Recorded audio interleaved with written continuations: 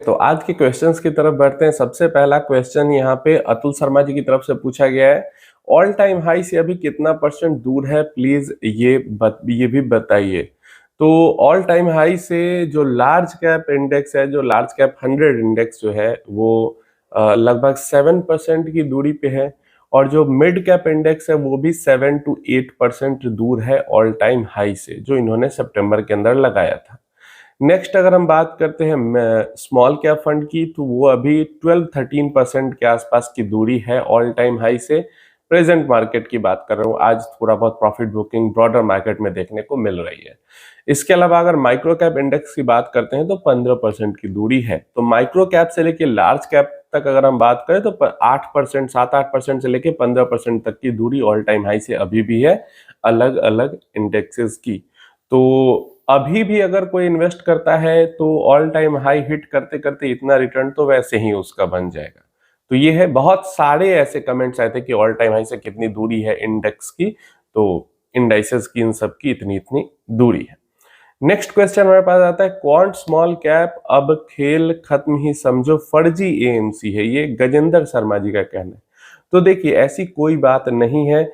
आपने माइंडसेट बना लिया है कि क्वांट स्मॉल कैप अच्छा नहीं कर रहा है, इसलिए आपको ऐसा लग रहा है, आपके दिमाग में ये चीज फिट हो चुका है। जबकि आप कल का भी देखो, अगर मतलब 5 स्मॉल कैप जो मैंने अब खुद रखे हुए हैं, उसमें पांचों में से सबसे ज्यादा आई थिंक 0.92% का जंप कल के डेट में भी क्वांट स्मॉल कैप फंड ने दिखाया है। तो रिकवरी के फेज में अच्छी रिकवरी आ रही है। कल के डेट में एक्सिस और एसबीआई ने आई थिंक नहीं दिए है उतने बेहतरीन रिटर्न, उतना जितना कल स्मॉल कैप इंडेक्स जंप किया है। बाकी एचएसबीसी, क्वांट, निपॉन ये सब अच्छा जंप किया है। तो रिकवरी के फेज में अच्छी रिकवरी हो रही है क्वांट स्मॉल कैप फंड की, और अब तो रिस्क वाला फेज धीरे धीरे होके कम हो रहा है, तो आगे चल के तो और ये तेज ही होना चाहिए। तो ऐसे में आप माइंडसेट में ही डाल के आप रख लिए हो कि ये तो खत्म है कहानी, ये फंड अच्छा नहीं है, तो इसका कोई उपाय नहीं है। वो फिर आप हर फंड के साथ ऐसा ही करोगे। नेक्स्ट विपुल गेला जी का क्वेश्चन है, 5 लाख लमसम करना है, कौन से फंड में लगाना चाहिए? देखिए, ये क्वेश्चन ही गलत है। बहुत सारे लोग इस तरीके का क्वेश्चन पूछते हैं, 5 लाख लगाना है, 10 लाख लगाना है, 50 लाख लगाना है। ऐसे कौन बताएगा आपको? ऐसे कुछ नहीं होता है। 5 लाख 5 साल के लिए इन्वेस्ट करना है, 5 लाख 15 साल के लिए इन्वेस्ट करना है। ये थोड़ा बहुत कम से कम सटीक क्वेश्चन भी हुआ। इससे भी और अच्छे से क्वेश्चन पूछना चाहते हैं तो 5 लाख 15 साल के लिए इन्वेस्ट करना है, मुझे वॉलिटिलिटी से कोई डर नहीं लगता, या कम थोड़ा सा एग्रेसिव पोर्टफोलियो, वॉलिटिलिटी ज्यादा नहीं चाहिए।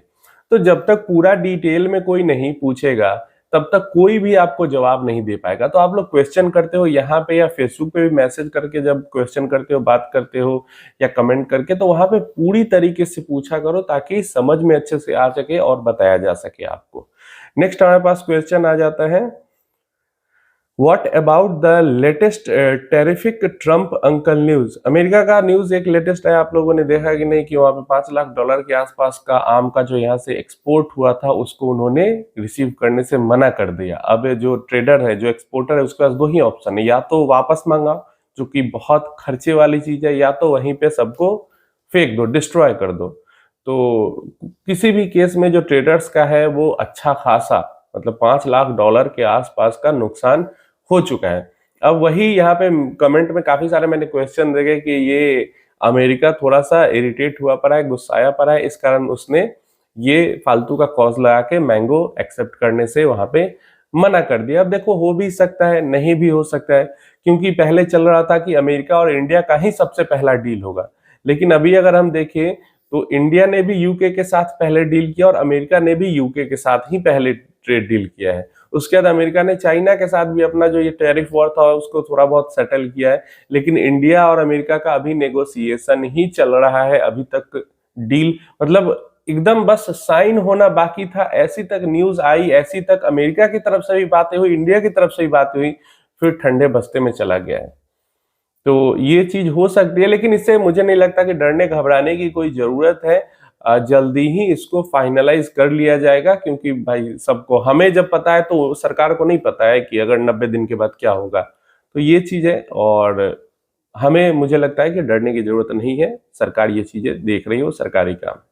नेक्स्ट क्वेश्चन हमारे पास आ जाता है, ETF is far better than mutual funds. Alok Kumar कहते हैं, देखिए ये भी माइंड में एक बार घुस जाता है जो चीज ना, वो निकलने का नाम नहीं लेता है।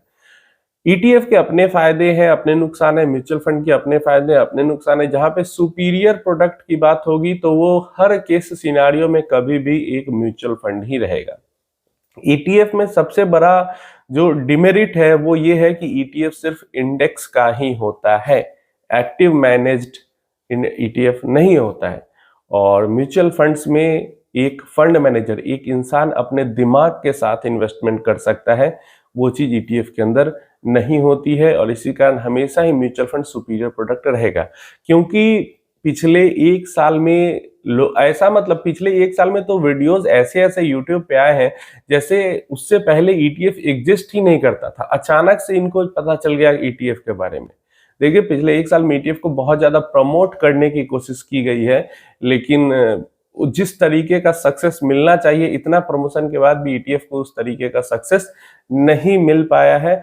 और वॉल्यूम में अभी भी बहुत कमी ETF के अंदर है। और ETF आपने लिया और पता चला 10 साल तक आंख बंद करके सोए हुए थे, 10 साल बाद जो ETF आपने लिया उसके अंदर कोई वॉल्यूम ही नहीं है, तो बस ETF लेके पड़े रहना, कोई खरीदने वाला ही नहीं मिलेगा। तो इसलिए सुपेरिटी के मामले में म्यूचुअल फंड ज्यादा बेहतर है। वहां पे एक्टिवली माइंड एक काम कर सकता है, वहां पे आपका वॉल्यूम का कोई चक्कर नहीं रहता है कि पैसा मतलब किसको बेचेंगे, वॉल्यूम नहीं रही तो। और ETF के अंदर में वॉल्यूम की भी दिक्कत है, ETF के अंदर में एक्टिव इन्वेस्टमेंट करना पड़ता है, म्यूचुअल फंड के अंदर में एक्टिव इन्वेस्टमेंट भी नहीं करना पड़ता, डालो और छोड़ो, वहां पे जो आदमी है वो देखते रहेगा। ETF के अंदर में ऐसा होता नहीं है। तो बहुत सारी चीजें हैं। अब इसका मतलब ये भी नहीं है कि ETF एकदम बेकार है। अगर सिर्फ इंडेक्स के अंदर ही आपको इन्वेस्ट करना है तो वैसे केस में ETF में कर सकते हो, कोई दिक्कत नहीं है। ETF में एक चीज और क्या हो जाती है कि ETF में एक यूनिट ही खरीदना है आपको, या स्टॉक में भी एक यूनिट ही खरीदना है, मतलब कम से कम एक तो खरीदना है। लेकिन म्यूचुअल फंड में ऐसा नहीं कि कम से कम एक खरीदना है, आप 100 रुपए का भी खरीद सकते हो, 1000 रुपए का भी खरीद सकते हो, फ्रैक्शन में यूनिट की बाइंग हो जाती है। तो ये है थोड़ा बहुत, मतलब म्यूचुअल फंड के अपने फायदे नुकसान, ETF के अपने फायदे नुकसान है। सुपीरियर ETF तो नहीं ही होगा। ठीक है, किसी और के नजर में हो सकता है, मेरे नजर में ETF सुपीरियर कभी नहीं होगा। ठीक है, थोड़े बहुत फायदे नुकसान हो सकते हैं लेकिन सुपीरियर नहीं हो सकता। नेक्स्ट हमारे पास क्वेश्चन आ जाता है, सर माइक्रो कैप फंड कौन कौन से हैं? अगेन माइक्रो कैप फंड को लेकर बहुत सारे क्वेश्चन है कि मतलब कौन कौन से माइक्रो कैप फंड है, 2-3 अच्छे माइक्रो कैप फंड बताइए। देखिए ऐसा कुछ नहीं है, माइक्रो कैप फंड एक ही है, वो भी इंडेक्स फंड है, और वो भी Motilal Oswal micro cap 250 index fund है, बस। और कोई माइक्रो कैप फंड है नहीं, और एक्टिवली मैनेज तो होगा भी नहीं। क्यों? क्योंकि माइक्रो कैप या फिर उसके नीचे का जितना भी सेगमेंट होता है वो सब स्मॉल कैप फंड्स के अंदर में ही आ जाते हैं, तो इसलिए अलग से माइक्रो कैप फंड लॉन्च नहीं होते हैं। तो एक ही है माइक्रो कैप 250 इंडेक्स फंड।